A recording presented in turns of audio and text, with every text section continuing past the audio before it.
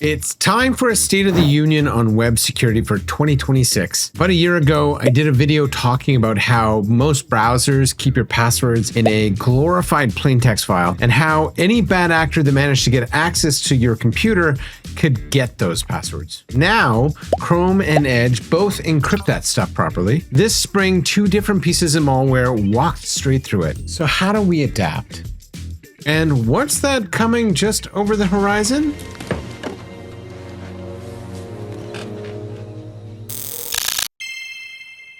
Let's start with Chrome. They did some work. They built a real lock on that glorified text file, and it's a good one, but I'm gonna show you how both pieces of malware get past it anyway. A quick recap first for anybody that missed that original video. The way browsers used to store your saved passwords, they sat in a file on your computer, and that file was technically locked, but the key was basically sitting under the mat. Anything running on your computer as you could grab it. So some junk app that somebody got talked into installing had the exact same access to your passwords that you did. That was the whole problem.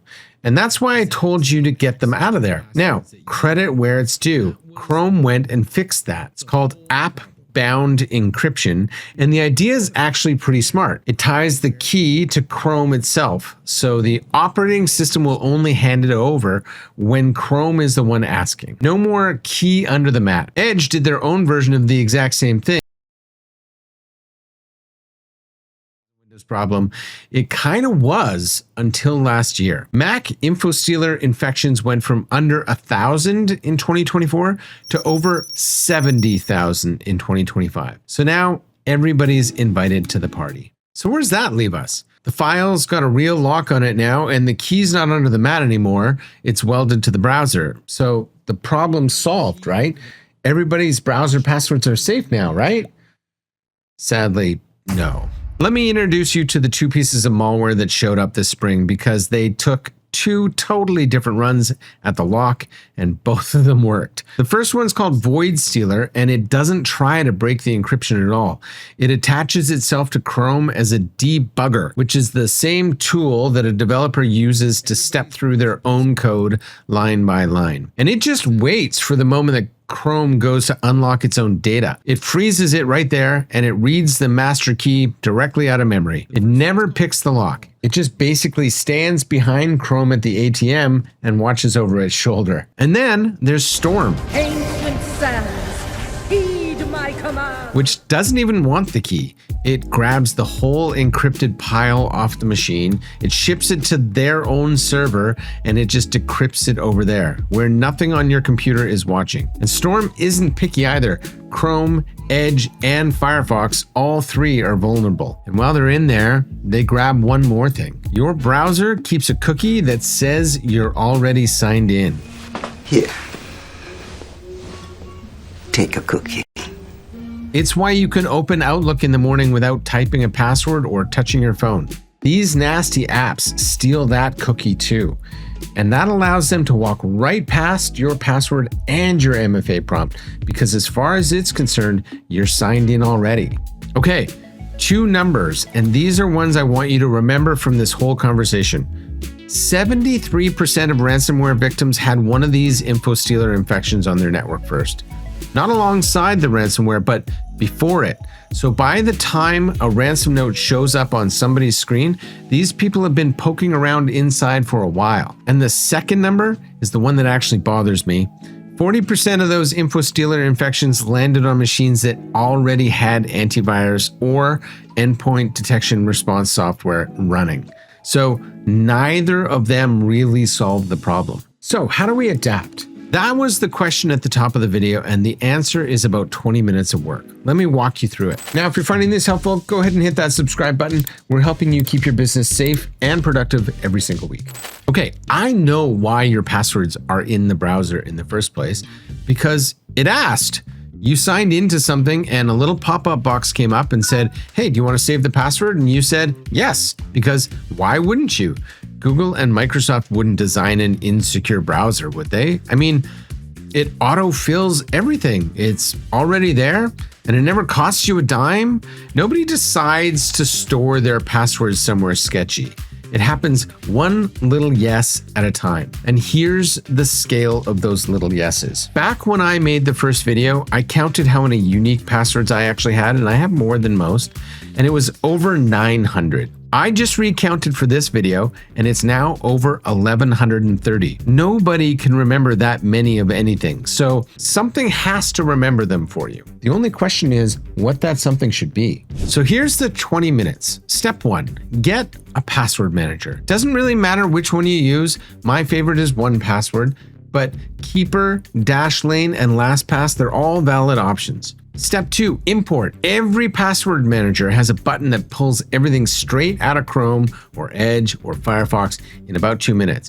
I'm going to run through how to do each one. I'm going to run through how to clear each browser. Go ahead and skip this if you already know how to do it. Chrome first. Click the 3 dots up in the top right. Go to Passwords and Autofill, and then open Google Password Manager.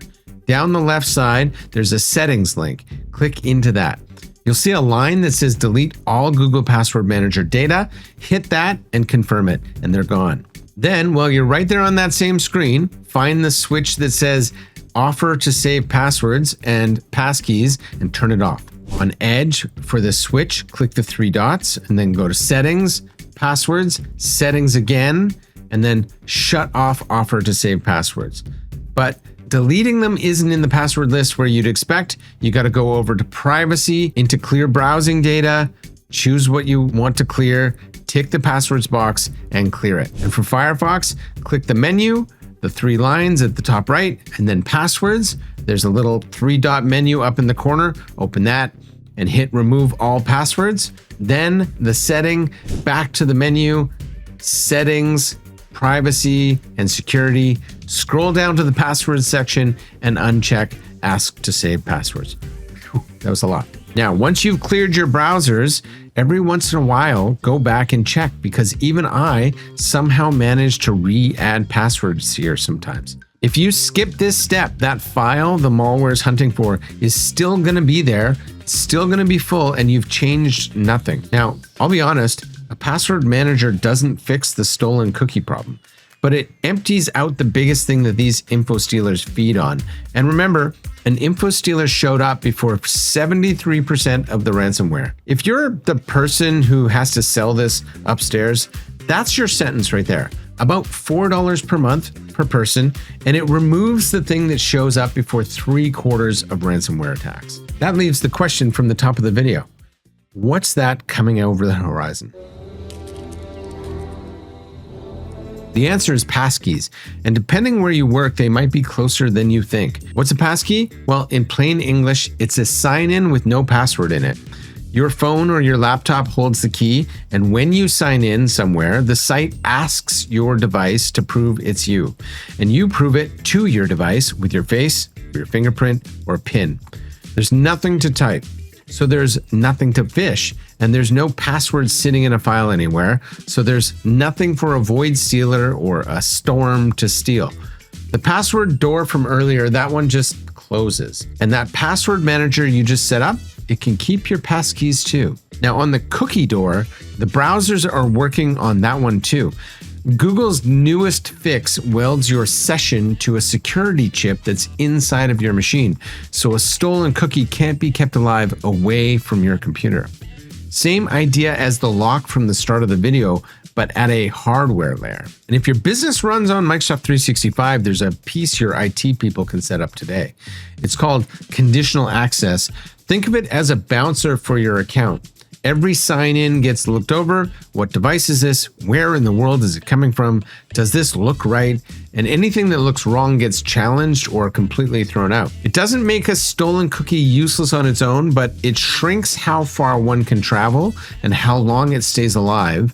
It's probably not a setting that you're going to flip yourself, but rather that you ask your IT team to take care of. Now, the honest picture right now. Some organizations have started down the passkey road, but very few are all the way there. Day to day, most of the world still runs on passwords, and the ecosystem squabbling is still real. We're in that beta and VHS phase. Your Apple passkeys, your Google passkeys, and your Microsoft passkeys still don't travel between each other as cleanly as they should. I hope the next time we speak about this that they do. And whether you chase passkeys or not, they're coming to you. At the time of recording this, Microsoft is about to flip them on as the default for 365. And that starts September 1st. And there's a bigger date behind that. February 1st, 2027 is when Microsoft starts shutting off text message codes entirely. Now that one deserves its own video and it's going to get one. For today, the takeaway is simple. Passwords are on their way out. And what's replacing them is built to make it so there's nothing left to steal. So here's what I'd do if I were you.